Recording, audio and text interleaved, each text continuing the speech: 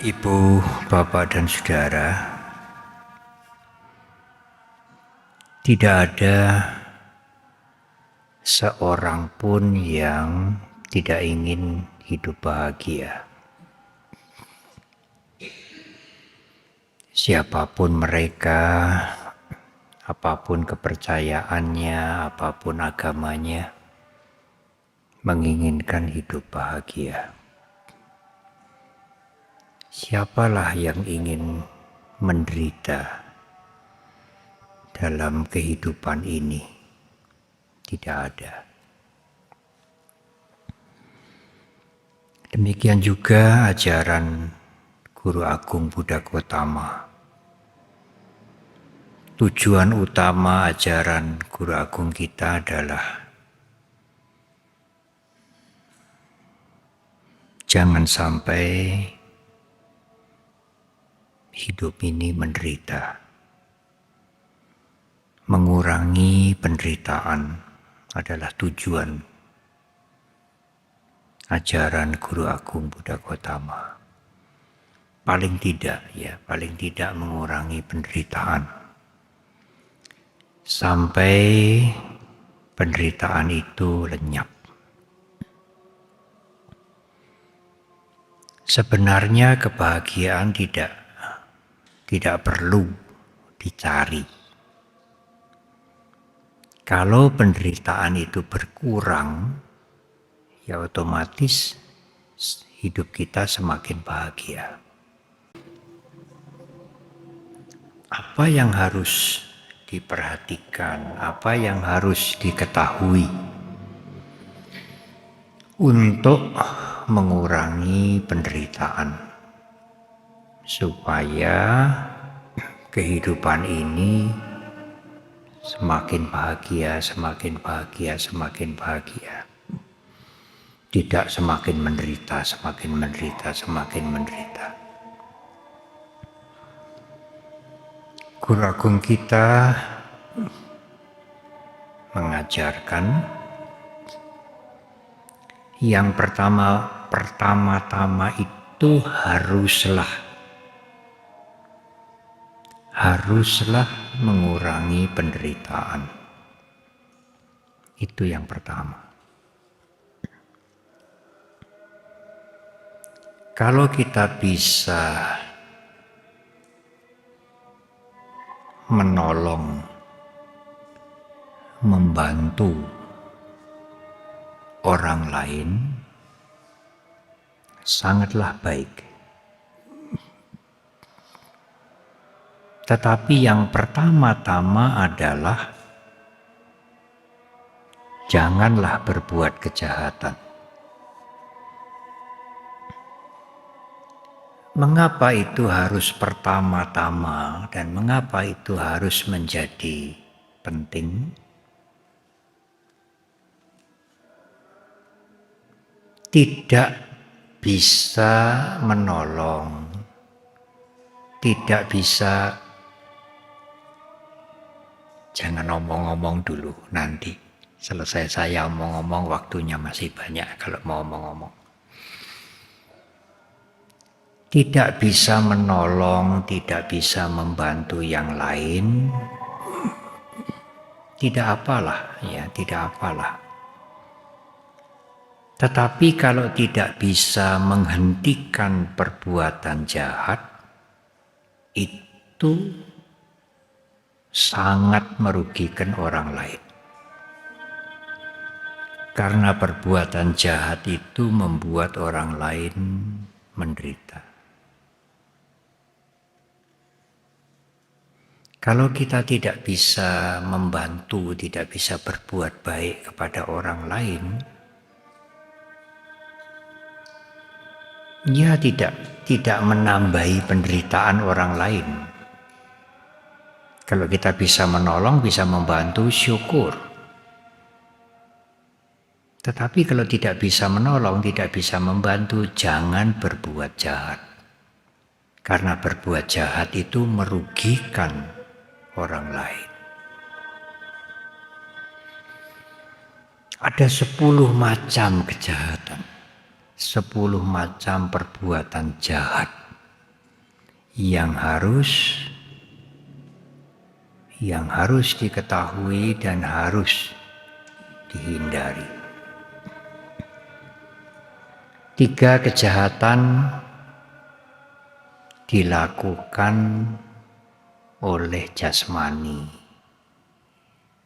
4 kejahatan dilakukan oleh mulut. 3 kejahatan dilakukan oleh pikiran. Jadi jumlahnya 10.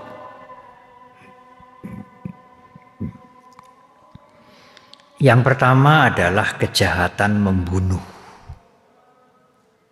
Janganlah membunuh, memateni. Karena membunuh adalah kejahatan. Dan Guru Agung menyebutkan itu menjadi kejahatan yang pertama yang beliau sebutkan. Oleh karena sekecil apapun, selemah apapun, kehidupan itu sangat berharga. Membunuh adalah kejahatan. Termasuk binatang. Tidak hanya membunuh manusia yang kejahatan, membunuh binatang juga perbuatan jahat. Sekecil apapun, selemah apapun binatang itu. Termasuk menyakiti.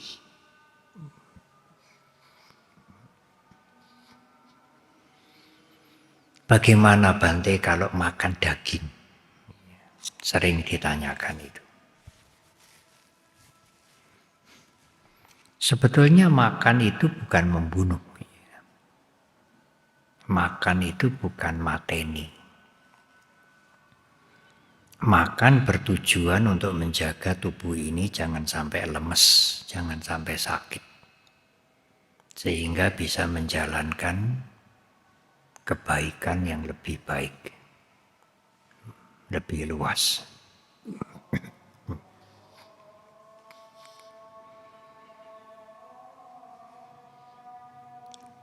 Kalau Anda ingin makan daging, ya beli saja di pasar atau di supermarket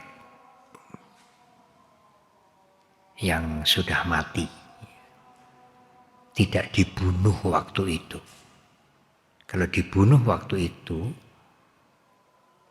pembunuhan. Ibu, bapak, dan saudara bisa membeli yang sudah mati. Apakah daging, apakah ikan.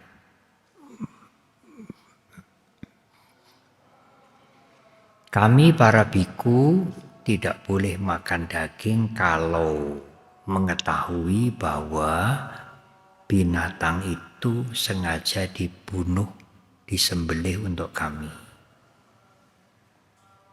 Atau kami melihat. Yang pertama itu mengetahui atau mencurigai, memperkirakan ya. Itu pun tidak boleh dimakan dagingnya. Yang kedua melihat. Melihat waktu binatang itu disembelih. Bukan untuk kami para biku, bukan, tapi kami melihat. Saya melihat, saya tidak boleh ikut makan dagingnya. Dan yang ketiga diberitahu oleh seseorang bahwa dia tadi pagi atau kemarin sengaja memotong ayam atau memotong yang lain untuk menjamu para biku yang akan datang. Kami tidak boleh makan.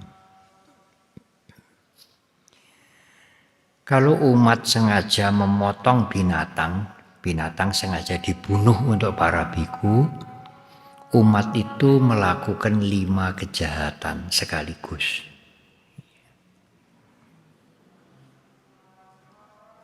Dan para biku kalau mengetahui bahwa binatang itu sengaja dipotong untuk dirinya atau melihat atau mendengar, tetapi dagingnya tetap dimakan, itu melakukan pelanggaran winaya.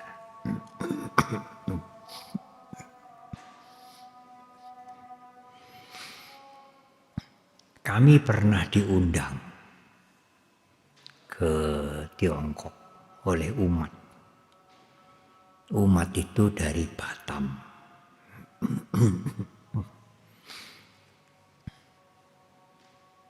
Umat itu ibunya meninggal.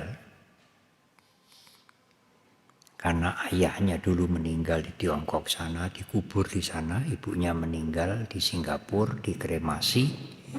Lalu abunya dibawa ke Tiongkok sana, ditanam di dekat suaminya, di dekat ayahnya.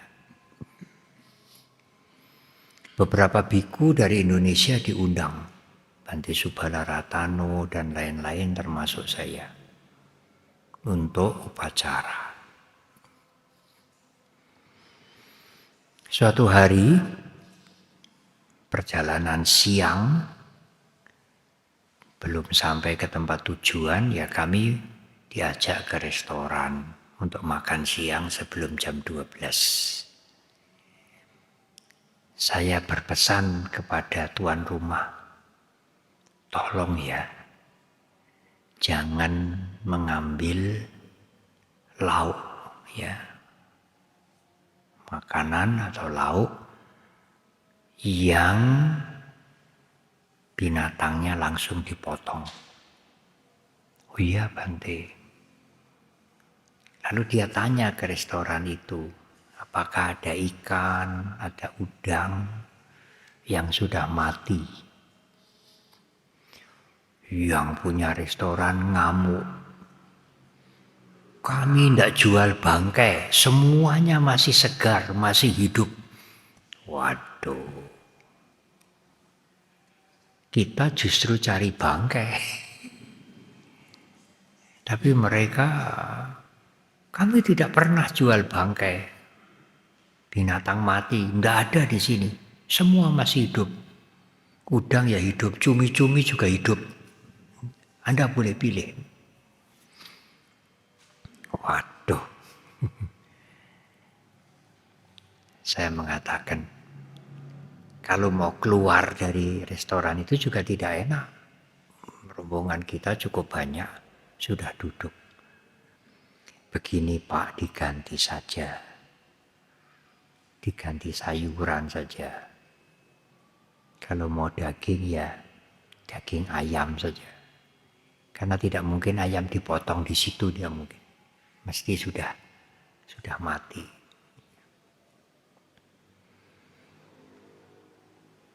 Saya pernah mengalami juga di Indonesia. Dalam satu perjalanan tidak bisa sampai di wihara sebelum jam 12. Jadi kami harus makan di warung ya, di restoran.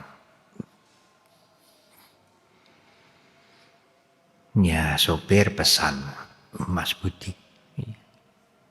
Tapi setelah pesan saya curiga, jangan-jangan ini membunuh langsung. Saya tanya, Mas Budi pesan apa? Dia menjawab pesan ini, ikan. Coba Bud tanya, Bud, ini sudah mati atau mau dibunuh sekarang?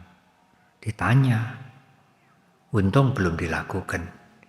Ikannya baru mau ditangkap. Mau dibunuh langsung, dimasak langsung. Tidak ada yang sudah mati, tidak ada. Semuanya segar. Saya bilang dengan Budi, ganti saja Bud, ganti saja. Ganti apa Bante? Sego pecel. Itu tidak membunuh. Itu lebih aman, itu lebih tidak membunuh. Nah, banyak juga setelah mengetahui para biku, tetapi ada juga para biku yang memang sama sekali tidak makan daging, ya, vegetarian, jajai. Ada juga para biku Theravada ini, ada juga. Tetapi itu tidak diharuskan. Kami para biku Theravada ini yang tidak boleh yaitu tadi. Kalau mengetahui atau memperkirakan, melihat atau mendengar bahwa binatang itu sengaja dipotong untuk dia. Itu yang tidak boleh. Kalau di luar itu boleh makan daging. Nah, setelah mengerti para biku melakukan praktek yang seperti itu, banyak juga umat yang kemudian ikut. Jadi umat awam, umat berumah tangga, bukan biku. Kalau perjalanan keluar kota, juga masuk di restoran, mereka juga ikut memesan lauk atau daging yang tidak dibunuh waktu itu. Banyak juga yang mengikuti cara kita. Mereka tidak vegetarian, tidak jajai. Mereka makan daging tetapi yang tidak dibunuh langsung untuk dia. Kejahatan yang nomor 2 adalah mencuri. Mencuri adalah perbuatan jahat. Kalau ada benda-benda terbengkelai, bahasa Jawa gemeletak, seperti tidak ada yang mengurus dan tidak diurus, apalagi barangnya itu banyak. Tapi jelas Anda, Ibu Bapak, mengetahui itu bukan barang saya. Itu bukan kepunyaan saya.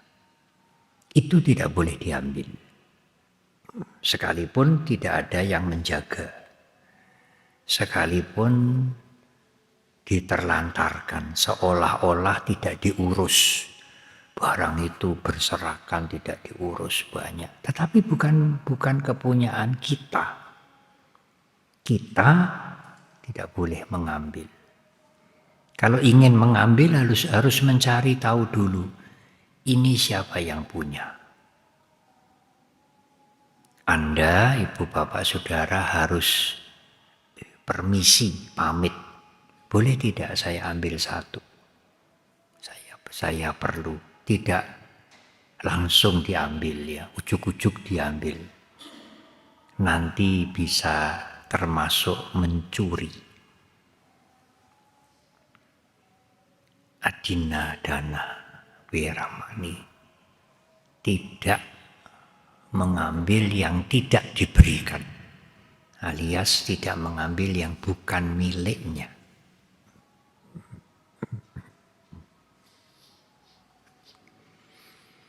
Kejahatan yang ketiga adalah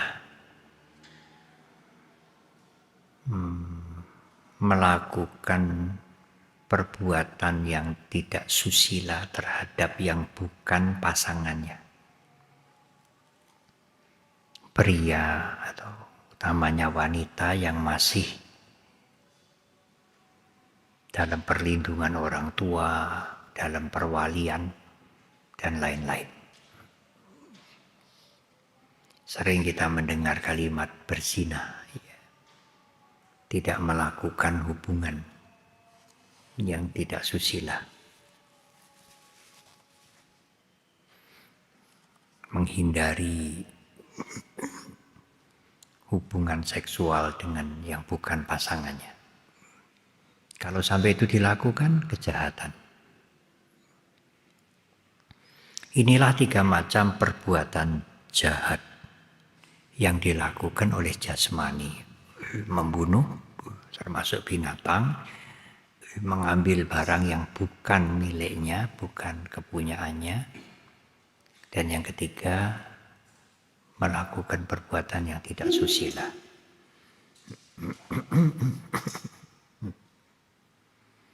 Empat kejahatan bisa dilakukan oleh ucapan, oleh mulut. Diawali dengan musawada, berbohong. Berbohong ini mempunyai varian, mempunyai cabang 3 yang lain. Tetapi semuanya itu kebohongan. Musawadah itu seperti begini.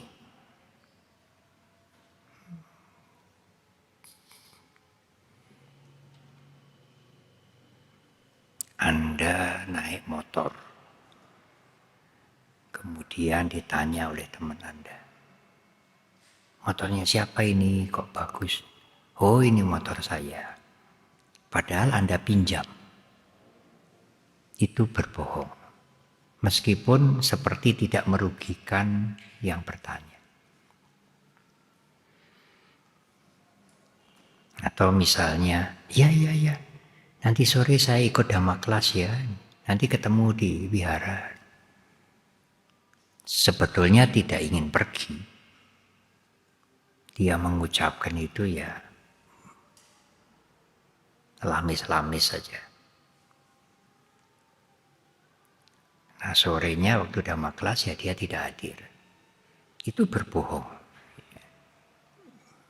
Ada niat untuk tidak datang tapi mengatakan datang.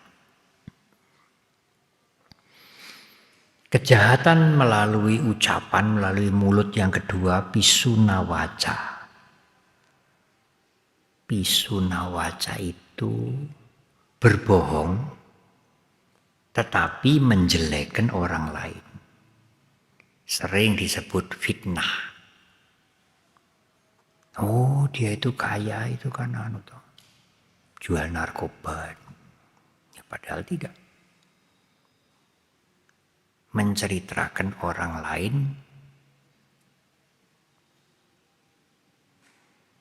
dengan kejelekan, padahal orang itu tidak berbuat jelek. Nah, itu fitnah.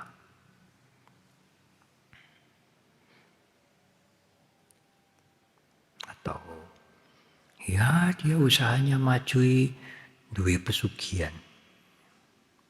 Ya padahal tidak. Karena dia tidak senang saja dia menceritakan, menggambarkan dia sebagai jelek. Padahal tidak. Nah, itu fitnah. Itu bohong juga, tapi bohong yang sangat merugikan orang lain. Karena menjelekkan orang lain. Pisuna waca. Kejahatan yang ketiga yang dilakukan oleh mulut adalah parusa waca. Parusa itu kasar. Loh Bante, kasar. Ya. Omong kasar itu jahat. Ya, itu kejahatan juga. Hati-hati. Sekarang ini mungkin yang dikenal dengan bully, membuli. Membuli itu bahasa Indonesianya apa ya? Mengolok-olok. Mencemooh. Sekarang dikenal dengan bullying, membuli. Membuli itu tidak hanya dengan kekerasan atau memaksa seseorang. Membuli itu termasuk dengan ucapan ini.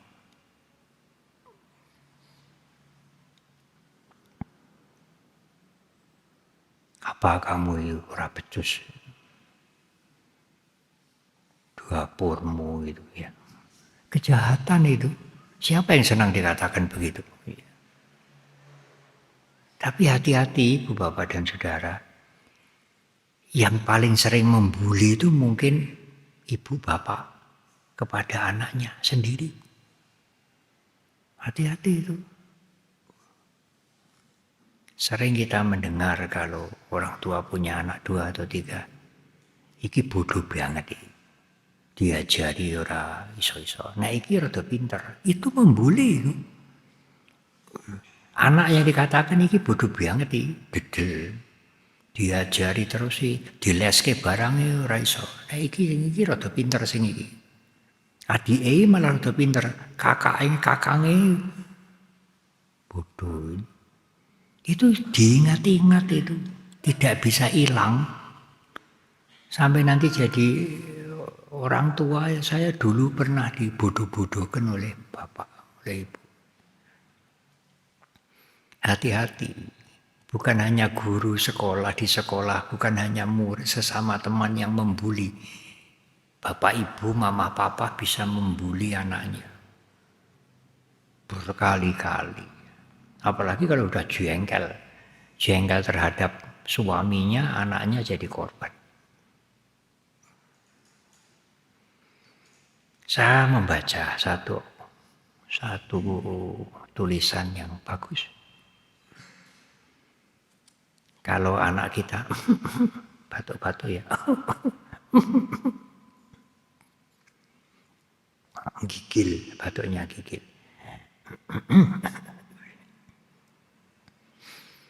Biasanya katanya kalau di luar negeri ibunya,